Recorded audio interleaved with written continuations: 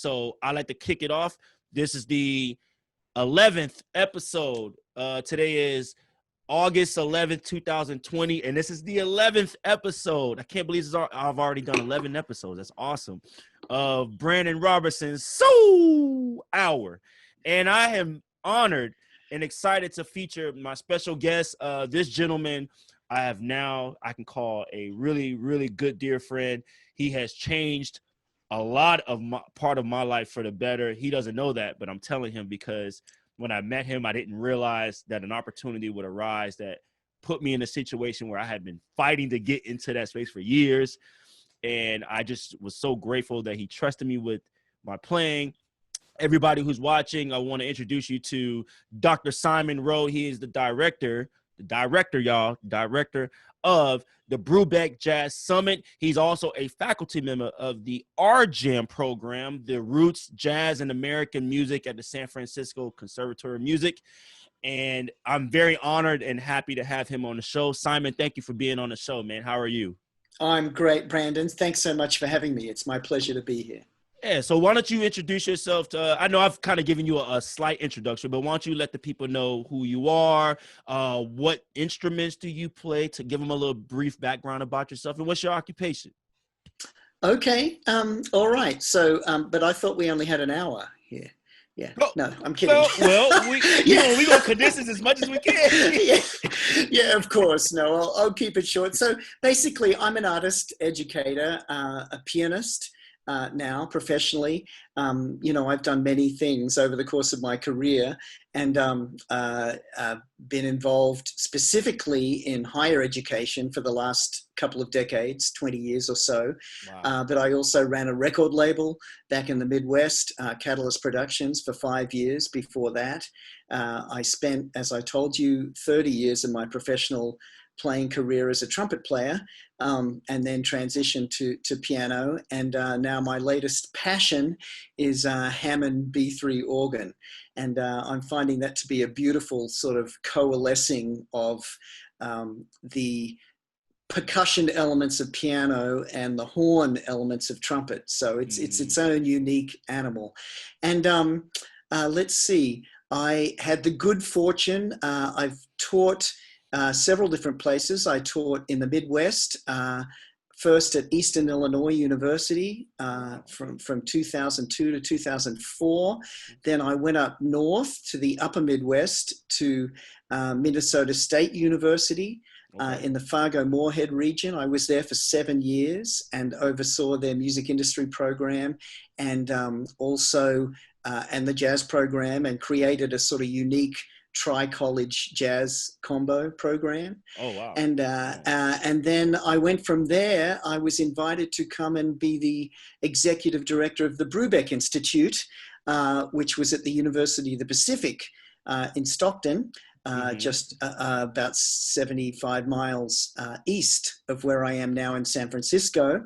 Oh, wow. And I was with the Brubeck Institute at a crucial moment in its evolution. Dave and Iola Brubeck were still alive, and Dave was fairly fragile, but Iola was still extremely involved in the Institute. So they both passed away while I was at the Institute. So we were charged with, sort of perpetuating this massive legacy of a 70-year, 20th century career. And but very involved. And of course that the Institute had 5 programs, and 2 of them were education based, with very high level students. In fact, Chad Lefkowitz Brown, who is a mutual friend of ours, whom we were just speaking about, was a student at the Brubeck Institute in the early days. Oh, not during my tenure, but a little bit before. Oh, that's cool. Yeah, but anyway, just to, not make this too long-winded, but then in 2016, after 5 years at the Brubeck Institute, and they were wonderful years. I mean, we got to partner with Jazz at Lincoln Center and do a week-long Brubeck Festival of Dave Brubeck's music in Jazz at Lincoln Center. We did 35 events over a week, and there was a beautiful display honoring his life. And of course, it may not be known to a lot of people, but Wynton and Dave Brubeck were very close. And so even though David passed away, Wynton said, you know, I want to give this festival the weight and the honor that I would, you know, give to my own grandfather, basically. So, that's awesome. So that's was really super cool. Yeah. So anyway, we had some great moments. Al Jarreau was a guest just before, not long before he passed away. He was a headliner at one of our Brubeck festivals. So we had some great moments. Yeah. Nice. And then in 2016, you know, I was approached to come and start a world-class jazz program at the San Francisco Conservatory of Music. And so we started from scratch, basically, and I hired all the faculty, some of whom were in the, and still are, in the SF Jazz Collective, and then hired other prominent musicians from New York and from all over the country to come and teach at the program. And of course, hired one of your former guests, the inimitable Jason Hainsworth, and a dear friend to both of us. And of course, he's a wonderful artist educator too. And as I am currently on sabbatical, Jason is holding the reins at that program and doing a sterling job, as we would anticipate. And I believe that Joshua Redman has just come on board too as artistic director there. So the program is at about 40 students, and it's living up in many ways to the vision that I had for it as I came in 4.5 years ago. Right. So, you know, even though these are strange times, I think, as we were talking about before we went live, these are strange times for education, period, the world over. Right. I think that, you know, that program is well set up to continue to aspire to a very high level of education and playing, excuse me, for its students. And of course, with some of the wonderful faculty there, the students are getting exposure to firsthand to the essence of this great American art form. So so anyway, as I said, I went on sabbatical. I joke with people that I started sheltering in place about a month before everybody else. you knew about this before all of us. Somebody said something to you. But as you know, I mean, our association you know, began in New Orleans, where as we were featuring some of the faculty of the conservatory, and I approached you to join us on our performance, and with very little notice and very little rehearsal, you came in like a trooper and did a beautiful job. And it was just a wonderful experience, and great to play with you. And then of course you continued on and accompanied Carmen Bradford with her spectacular Nancy Wilson set. And of course you had Carmen as a guest a couple of weeks ago too. So yeah, so you know, so that brings us to the present day. I'm practicing my buns off here on the Hammond organ, and you know, getting that voice going. And of course I also recruited you, as you're well aware, to be part of our faculty group for the Brubeck Jazz Summit. Little shameless promotion here. Yeah. There we go. Yeah. Gotta show them the promo. And you know, and we had students coming from across the world, from Australia, from the United Kingdom, from Switzerland, and we had them all teed up and ready to come. But of course, the world has changed, and international air travel is on definite hiatus for right now. So, you know, I appreciate that all the faculty, including yourself and Chad and Carmen and Sylvia Cuenca, Jason Hainsworth, and that all of you were generous enough with your time that you agreed to reach out and teach some of these students virtually. Yeah. And I know that gave them a real charge. So we're and of course we're under the umbrella of Classical Tahoe here for the Brubeck Jazz Summit, and we're hoping to go live back again in person with that experience, next summer, a year from now. So anyway, that's the quick, although maybe not so quick bio there. No, well, I think it's more personable hearing it from you, and you being, the man who has lived it out. So, me explaining it might give it some justice as somebody's narrating your life, but who can explain it better than you?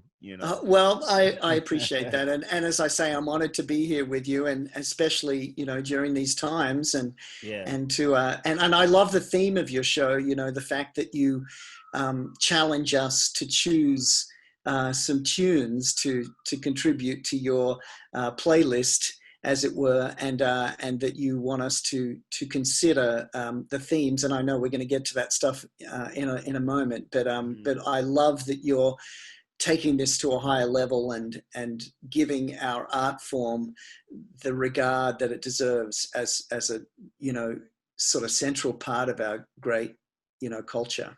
Well, thank you. And I started this because I wanted to give my friends like you and people that I know a platform that they could continue their musicianship and their creativity in a more conversational manner. I used to watch what's his name? Thank you. I used to watch the Inside the Studio with James. I can't forget his last name. The gentleman who used to interview all of the actors. And that's kind of the premise of the idea that I came up inside the actor studio. There we go. Okay. And, all right. Yeah. And he, I just love the dialogue that he created amongst the actors. So I thought that would have been a great concept to start with something like this with musicians, So which will lead me into my first question. When I first met you, you told me you were from Australia, and I kind of picked that up because of your accent. I don't know if people say that. It's a hard thing to hide. Yeah. And so I remember you telling me you were from. Don't tell me. I remember I wrote it. Sydney, Australia. Am I right? You got it. So, yeah. And so how was it? How was it like growing up in Sydney, Australia, and how was your musical upbringing that led you to venture into the career of music? Oh, yeah. Okay. Well, pretty short and sweet. And I think there'll be some crossing themes here because the tunes I chose to discuss today, sort of connect to my own path as well as to my regard to some of the evolution of the music in our culture, So I was very fortunate to grow up in Sydney in the 1970s and 1980s when there was a really rich live music scene. And many wonderful players. And we also had many wonderful visiting touring players from the US and from Europe, So, but, like many kids, I was, a young trumpet player at the time and, fairly good classical player, but my heart and my passion, jazz music found me and called me and said, this is it. And as it does, it chooses us, right?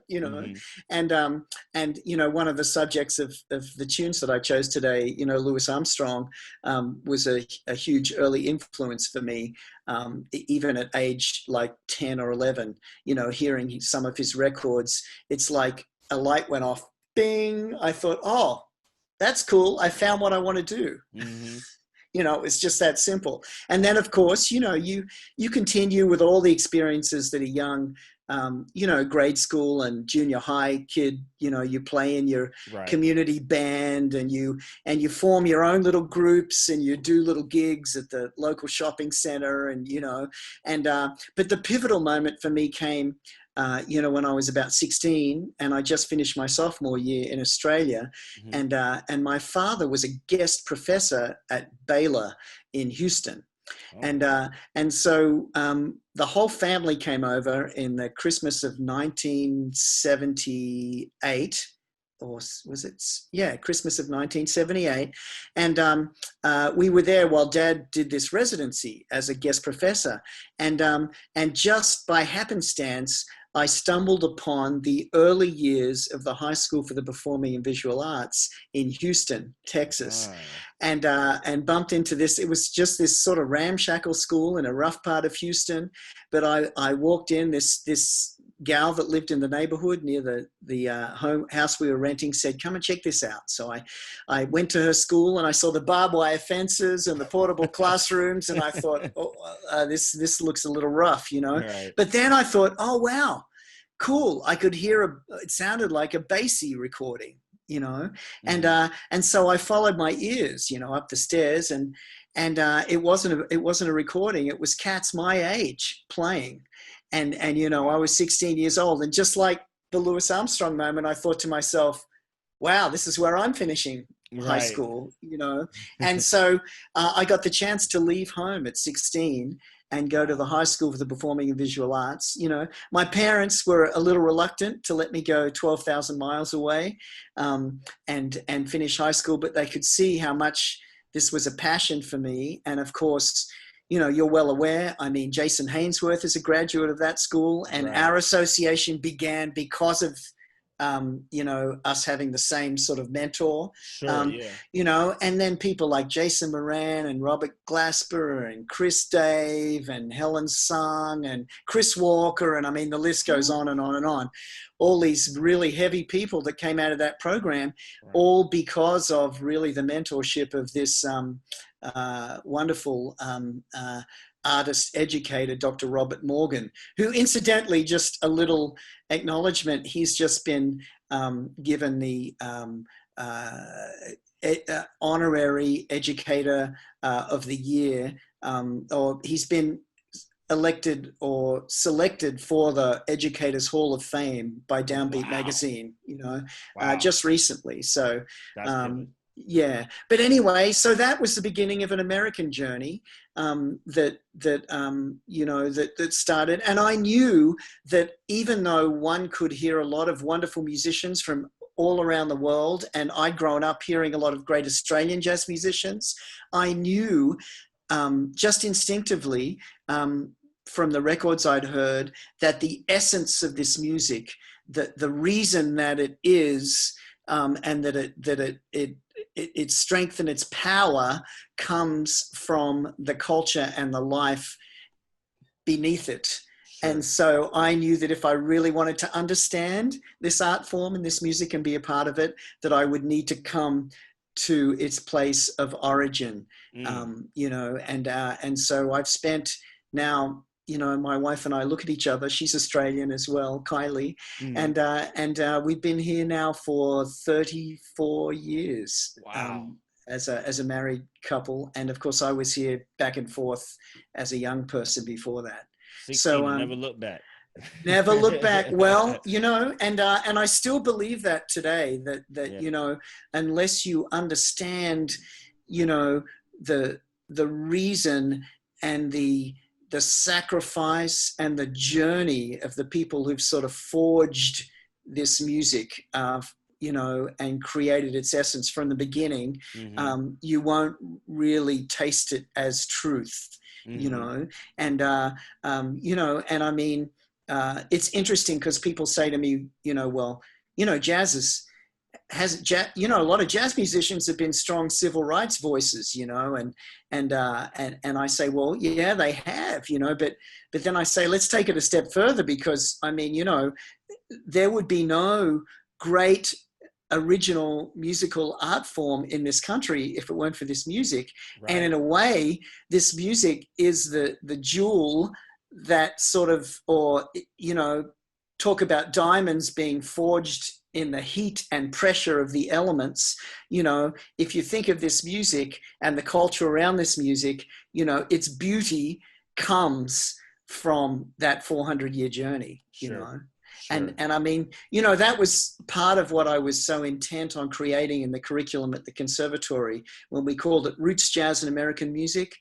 We weren't just talking about the last 100 years, starting with Louis Armstrong. You know, we're talking about 400 years when people were taken away from their homes and they brought their rich traditions to the Caribbean, to Cuba, you know, to North America, you know, and how did those traditions manifest themselves in our culture? And of course, you know, it's just the petals have spread like a flower in North America here, you know. So man, it's funny that you say that, because that was going to be my next question, which you answered already, which is so fantastic. Our synergy is in the same way. We're in sync. Good. Yeah, and I was going to say that I read in an interview you had mentioned that West Africa 400 years ago was the most important period in terms of music history and where the roots, where it started. So you kind of answered that question, because I was going to ask, why is that? Why did you think that? But you inadvertently answered the question. Well, yeah. Well, I talk a lot. What can I say? No, that's great, because it helped. It totally helped, like kind of like segue into that next movement. But now I want to lead into a different approach with, you know, which I honestly don't know about, which I'm curious of. Tell me a little bit about the two groups that you have. So you have your trio, but then you have this Latin project that you've started. Right. So and that part I didn't know. I was like, oh, he never mentioned that to me. So kind of explain to us about those two groups, and what do you do? Yeah, well, so I've always loved Latin music, Brazilian music, Cuban music. You know, I began to really fall in love with Cuban music in the you know, late 90s, I guess, early 2000s. And I just, you know, I grabbed everything that Chucho Valdez had ever recorded, you know, and you know, I just love the spirit of it, you know, and I actually got to visit Cuba in 2014. Oh, wow. And you know, and as I suspected, you know, the same way that I traveled from Australia to get the essence of, you know, of jazz, you know, when you go to Cuba, you know, you hear street musicians that are just killing it, you know, you know, and you know, it's just oozing through the culture, you know, and it's telling the stories of people's lives, basically, you know. And so you know, I had the good fortune, I'd always had it in the back of my head that I wanted to play with a great conguero, you know, a percussionist. And as it so happens, when I was at the Brubeck Institute, a gentleman who also became a faculty member when I moved to the conservatory, Carlos Caro, who was Cuban born, Cuban trained, you know, came into my circle. And I said, you know, it's time to do this, you know. Nice. Carlos. Yeah. So basically it's sort of like trio on steroids almost, because you've got, you know, you've got, once you've got that sort of symbiotic thing between the drums and the conga player, sure. It's, you know, I mean, it's piano percussion at its most pronounced, you know. So, you know, unfortunately I didn't get a chance to formally record the version of that group that I had when I was at the Brubeck Institute. But, you know, I'm a young guy still, so I'm hoping that we can, hoping that we can. And certainly Carlos and I and the other members of the group, Brian Kendrick, Jerry Pineda, we stay in close touch. So, you know, we may get a chance to do that. So I've, you know, I've always loved, and I think, you know, when we talk about some of the great innovators of jazz music, you know, they've had very close relationships, you know. I mean, one of the subjects of my Soul Hour choices today is Dizzy Gillespie, you know, and as you know, in the 40s, he was one of the first musicians to really focus on the Cuban connection, you know, his relationship with the great Chano Pazo, etc. So, you know, anyway, so that's the Latin project right there, you know, and I guess there'll be a Hammond project coming soon, but stay tuned. Throwing it out there. All right. Yeah. And then, so you're in your trio. I saw that you released some records. You had a record called Flamingo, and you did a live record with your trio. Right. The Hodu. Is that how you say it? Hodo, the Hotel Donaldson. Yeah, Donaldson. The Hodo. Okay. Yeah. So do you have projects of those where people can actually find and listen to it? And you know, I'm in the. You can find a few little bits and pieces sort of scattered through the internet. And, you know, my website, I'm embarrassed to say, is going through a revamp. So it's under reconstruction at the moment. But you know, as with all of us, I think, you know, once we finish something, we tend to move on. You know, what's next, you know? Yep. You know, my wife, Kylie is always saying, you know, you need to make sure that all the stuff that you've done with the record label and the trio records are all obtainable. So, you know, of course, people can just, you know, message me if, you know, and I'll send them a copy of something if they're really interested, you know, and you can find, you know, little bits and pieces, if, you know, on Amazon, you know, you can find, you know, those records. But I need to get myself organized and make those things formally available. Right. Well, yeah. Hey, I'd love to make some music with you anytime. I'm always here and available. I am ready. We will get our chance. We've done it once. We'll do it again. Yeah. For sure. Yeah, well, I want to end this part of the segment before we get into the music side of it with the soul. Sure. Can you explain a little bit about your role with the Brubeck Summit and just how what you kind of already talked about it earlier in the show about your introductory, and you got to work with Dave before he passed away, and, right. You know, how did that transcend into your director role as over the Brubeck Summit, which we were going to do in Lake Tahoe in the summer?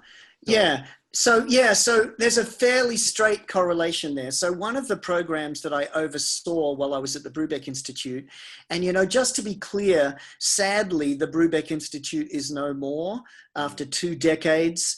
It was based at the University of the Pacific in Stockton, California, but as of last December, the Brubeck family and the university parted ways formally and amicably. So now, you know, the Brubeck family are continuing under the banner of the Brubeck Living Legacy, and the University of the Pacific still pay homage to Dave, of course, and have continued a new program. I believe they call it their Jazz Ambassador program, as a way to honor the legacy of the Brubeck Institute. Sure. But anyway, while I was at the Brubeck Institute, there was a very successful summer jazz camp that many jazz musicians, young ones particularly, will be aware of, and maybe not so young ones as well. But it was called the Summer Jazz Colony, you know. And I guess being from Australia, I never quite considered the interesting irony that I should end up as one of those programs. Yeah, right. But I dispensed with any shackles or you know, or any you know, sort of colonesque behavior. Of course, it was just the name, you know.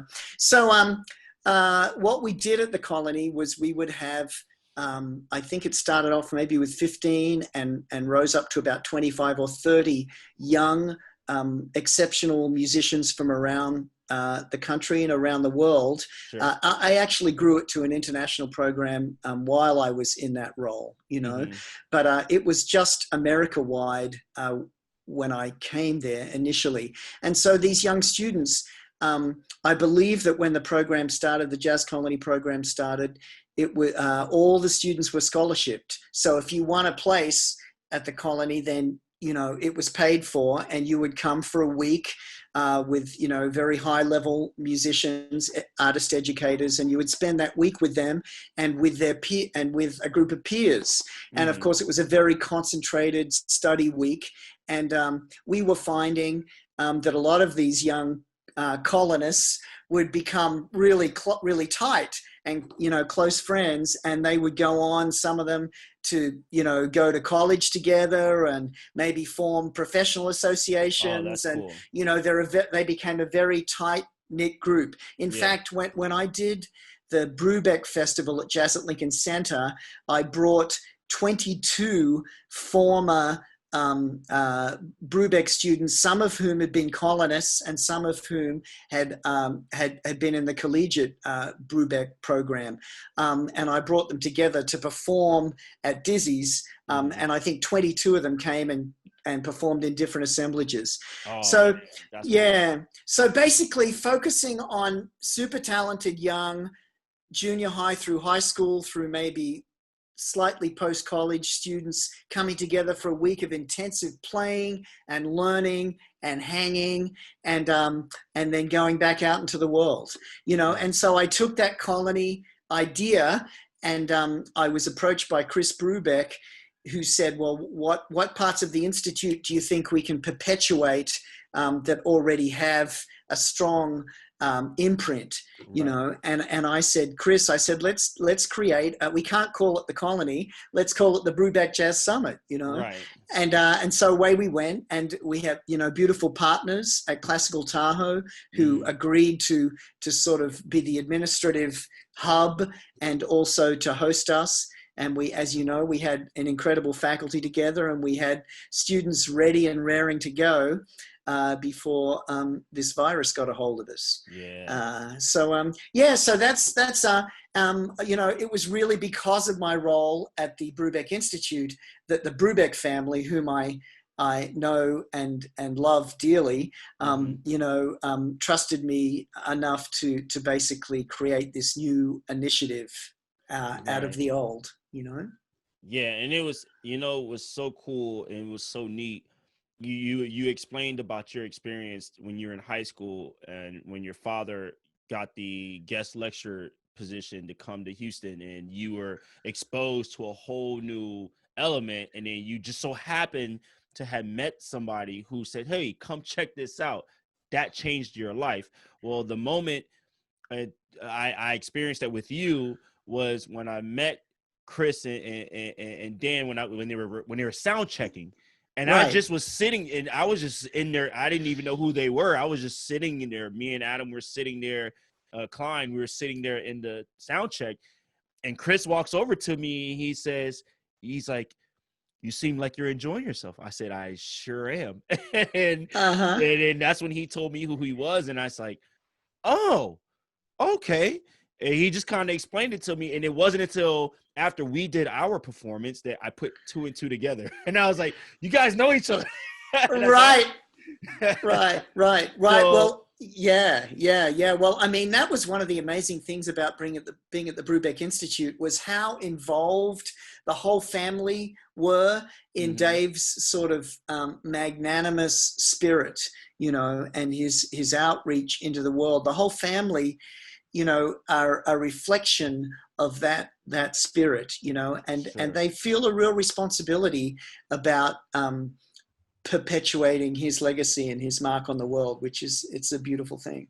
well, you've done a fantastic job from everything that I've researched, and I'm honored to even be speaking to you about this and about Dave Brubeck's life, you know, especially for our students, you know, us being educators, you know, Dave Brubeck was a pioneer in terms of commercializing jazz in the popularity that it hit with his album, you know, Time Out. I mean, that's like a monumental historical, that's like up there with Kind of Blue, you know, that album, literally, like, my grandparents knew who Dave Brubeck was from that album, you know, and I didn't realize how popular it was in that time frame until I met and actually talked to people who saw him perform live or remember that record coming out.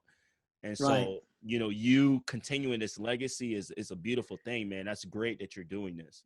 Yeah, well, I think there are many people who are dedicated to you know, perpetuating Dave's mark on the world, and you know, I think that you know, one of my choices as we begin to talk about the music here, you know, we can talk about you know, some of the aspects of you know, his mark on the world, you know, because the examples I chose, you know, I chose very specifically because of their interconnectedness. Sure. Well, why don't we get right into it? That's a good segue to jump right into it. So everybody who's still watching, you guys know that this is the Soul Hour, and I always ask my guests to pick 3 songs that are in correlation with 3 keywords that I think are important keywords that are relatable to current events, which is life, perseverance, and freedom. And so each of my guests have to pick a song that entails with one of those keywords. So you mentioned Louis Armstrong and Dave Brubeck, and one of the song choices that you selected for Perseverance, you selected "They Say I Look Like God," and is that a song by Louis Armstrong and Dave Brubeck? I've never heard this tune before. Could you explain? All right. Okay. Well, let me tell you about this. Okay. Yeah. So this is a really interesting sort of crossover that happened, between Dave Brubeck and Louis Armstrong. So Dave, as you correctly mentioned, had this enormous commercial success. He'd sort of skyrocketed. I mean, he was, in 1949, 1950, he was serving, sandwiches off a tray, in business, in buildings in San Francisco, for people's lunches, to sort of keep body and soul together, Yeah. and then 4 years later he's on the cover of Time magazine, in 1954, and then by the time that Time Out hit, he's got a global following, but even as revered and as hardworking and effective as his career was at that time, he was also extremely socially conscious. And there was another part of him that was trying to deal with the world as he saw it, and all the inequities within. He had I don't know whether you had known this, but he fought in World War II. He was a soldier in for 6 years, and in the early 40s, and the death and destruction and waste that he saw made a huge impression on him. And, I don't know whether you knew this, but he actually formed the first integrated band in the US Armed Forces. So someone had heard him playing piano just, by the by, and they said, kid, you're not going to war. We need you to entertain the troops. And they said, in fact, we need you to put a band together. And he said, okay, I'll do it. And he said, as long as I can choose anyone to be in that band. And they said, okay. And he said, anyone. And this is early 40s, so Jim Crow is alive and well back in the US of A. And it's not a good set of circumstances, right? But Dave forms an integrated band called the Wolf Pack.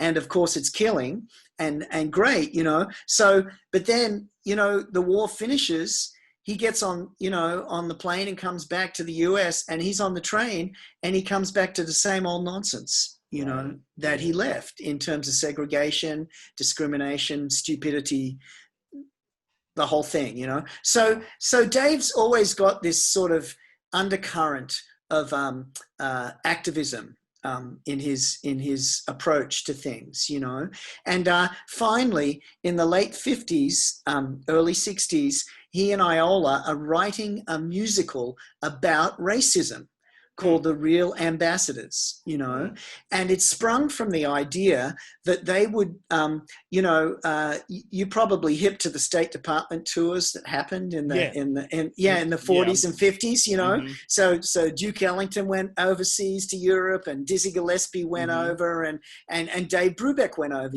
Benny Goodman, So the deal was that these folks were sent over to countries that were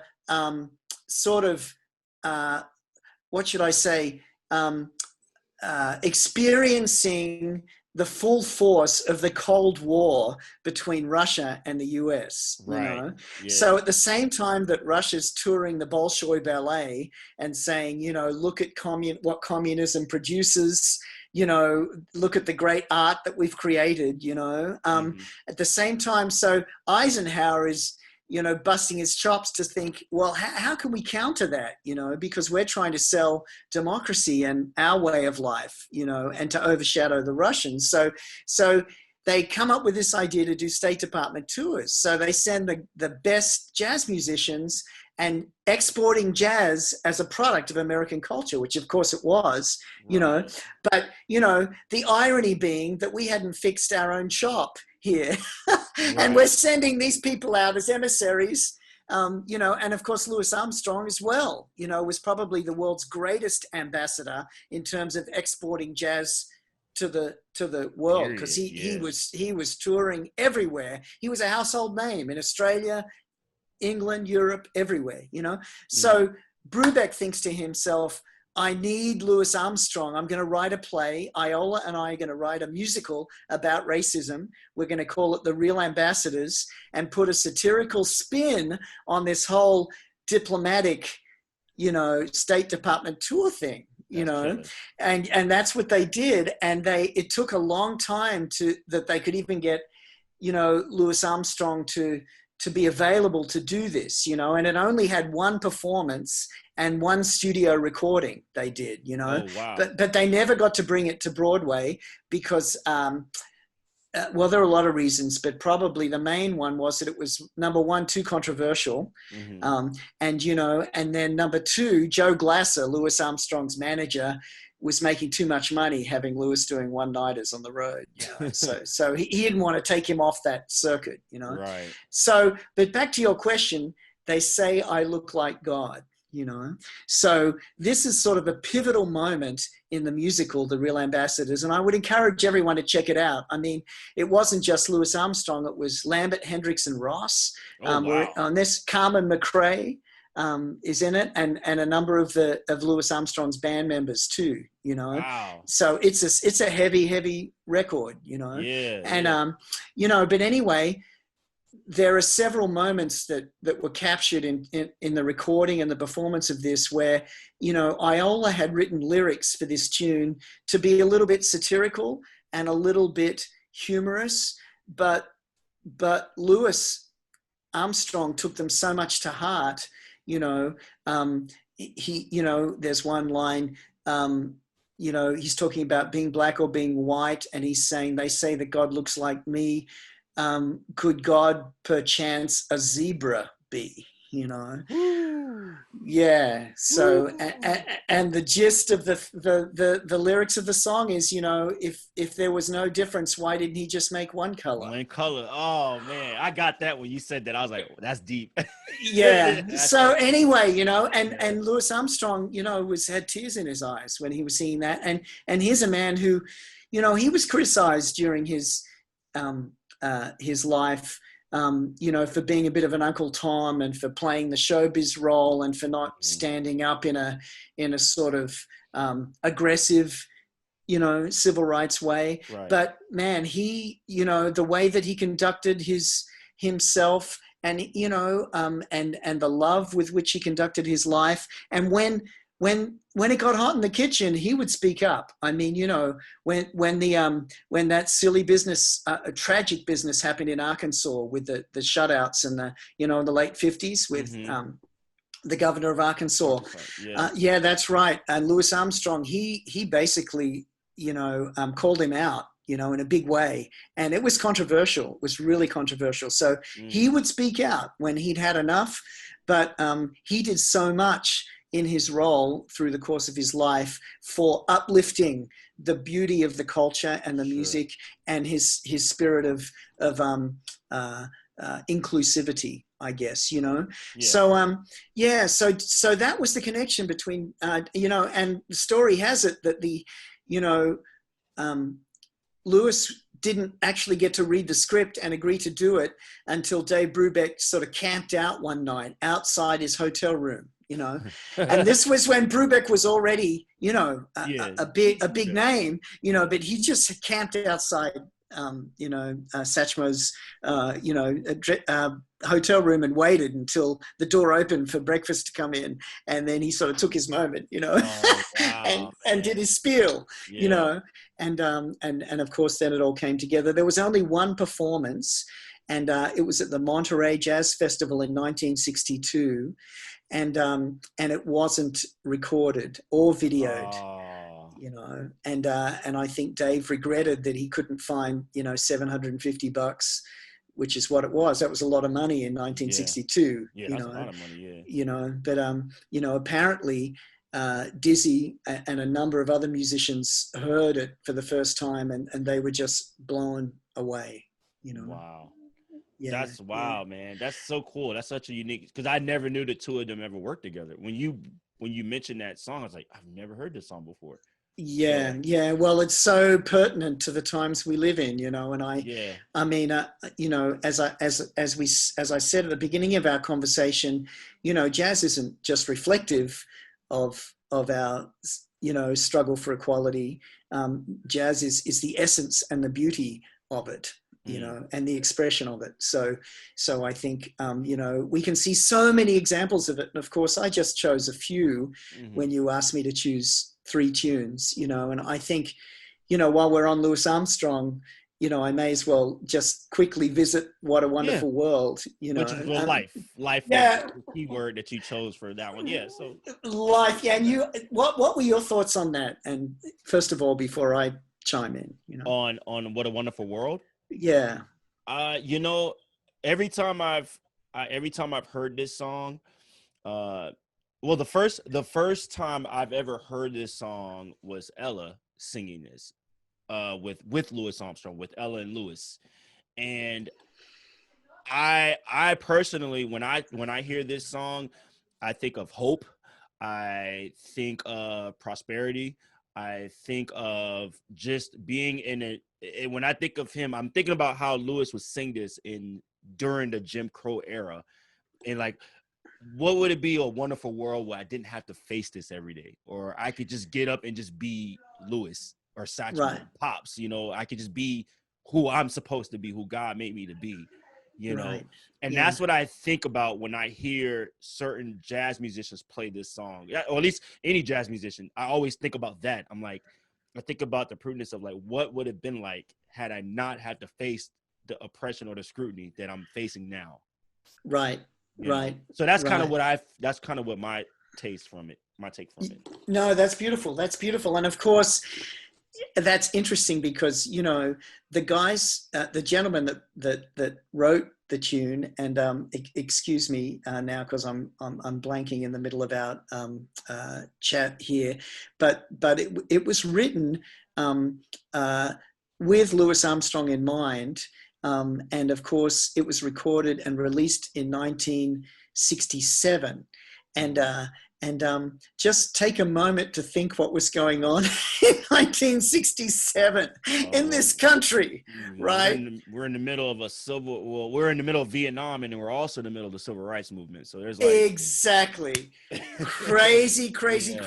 And so that was the idea behind this. And forgive me, I know it'll be on your list, to the composer's work, because I put that in there, but it was written because it was thought that Louis would be someone that could transcend the hostilities and the difficulties, with origins and race and opinion, and offer a little salve for the moment, and so that was the idea. And of course, the irony was that the producer of the record didn't dig it, because Louis's last success was Hello Dolly, and that was, super swinging, right in the pocket, and so, the producer heard What a Wonderful World, and he said, he tried to stop the session, he didn't dig it at all. And then he wouldn't promote it in the US. So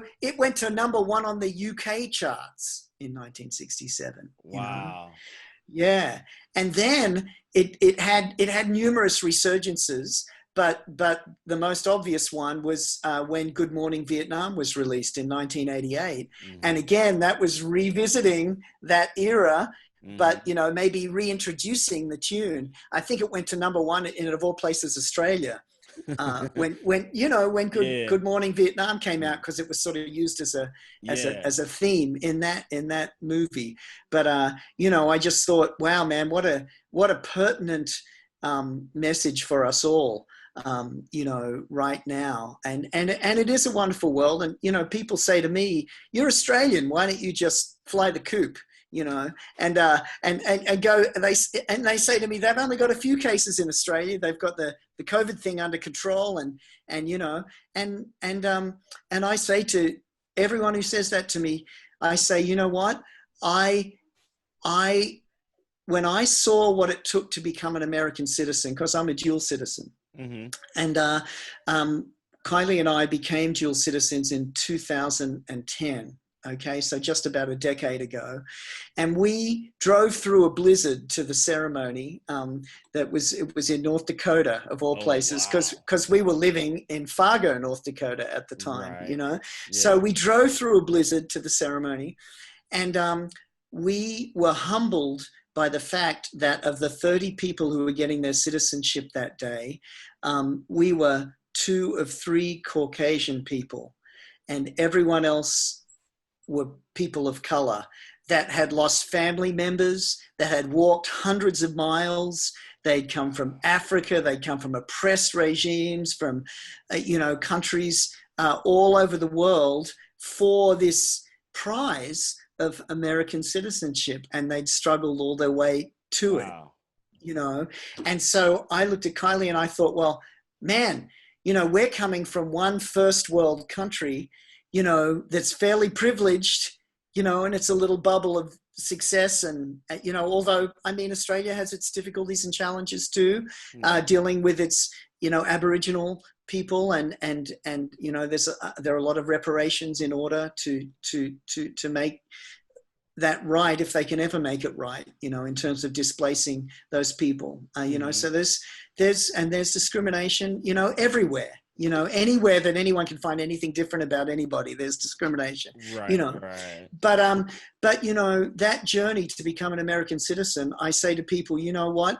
The vision that we have for this country, of this true democracy, it's horribly imperfect, no doubt about it. But in our best moments, Martin Luther King's March on Washington, the Voting Rights Act, in our best moments, we've glimpsed that, that place that we should be, and I think we can be there. We are in a chaotic place now, but we've ripped all the Band-Aids off, and it's time to figure out how to do the healing, And I don't want to be too soapboxy here, but one of my big new causes is the Poor People's Campaign, that channels Martin Luther King. Have you checked them out at all? No, I'm aware of who you're talking about, but no, I haven't. Yeah, so they're basically a recreation, several years later of King's March on Washington, to establish a set of values that truly represent, an egalitarian approach to our culture, because the truth of the matter is that we have 140 million people living in poverty or low wealth. That's nearly half our population in this country, and it's things like access to clean water, housing, food, really basic things, education, healthcare, anyway, I digress a little bit, but but this is all connected. The reason I chose those specific tracks was because all of these people were agents of change, Sure. And and go ahead. What were you going to say? Well, I was gonna just I wanted to sum up real quickly your last one, which was for Freedom, the Dizzy Gillespie tune, Con Alma, and I love this tune because it's just the harmonic progression, but just the vibe, So why don't you explain briefly, like, what made you choose this? So Con Alma, first of all, to stay aligned with your theme here, it's Con Alma with soul, right? Okay, so that makes, I was like, man, you're like the only one that caught these inside quirks there. I dig. Lots of connections, lots of connections. So Dizzy Gillespie, what an amazing also ambassador in every way. He did some of those State Department tours. You know, he was one of the true pedagogues of this music, you know, like coming out of Roy Eldridge into the bebop era with his peers, you know, with Monk and with Charlie Parker and, you know, Max Roach. I mean, they reinvented the music, you know, and then on top of that, you know, he still had a sparkle in his eye. You know, he was very affable, you know, and humorous, but politically incredibly astute, you know. And you remember that he ran for president, you know. Yep. Yeah. I thought, you know, I was like, man, had that happened, yeah. boy, jazz music in the White House. I know. Well, that's it, you know. And Louis Armstrong thought the same thing, you know, because it's, you know, Con Alma with soul, you know. So I thought we got to get Dizzy in there, because these times where we're screaming out for this sort of inclusivity and reverence and connectedness, you know. And you know, I know that you're probably aware that Dizzy was a deeply spiritual man, you know, he converted to the Baha'i faith, you know, and apparently it was soon after Martin Luther King's assassination that he did that, you know. And the reason that he wanted to do that is he wanted to transcend any of the bickering of race or citizenship or anything. And his idea was, man, I'm a global citizen. You know, let's hook it up. Let's connect the whole thing. And he'd already been a global citizen at that point, you know. So, you know, so, I mean, I don't think we can separate these amazing musicians' artistry from their essence, you know, whether it's spiritual or civic or political, whatever it is. It's all the same thing. The integrity runs thick through the whole thing. And we've got a lot of present day people like that who have that same intensity and that same integrity, you know. And I think, you know, I'm hopeful that even though, you know, we're struggling right now with so many aspects of our own identity here, you know, I think there's great promise. I mean, you know, if we can begin to turn the ship around, even in 9 short weeks, you know, and get everyone out to vote, I think, you know, that'll be a huge thing.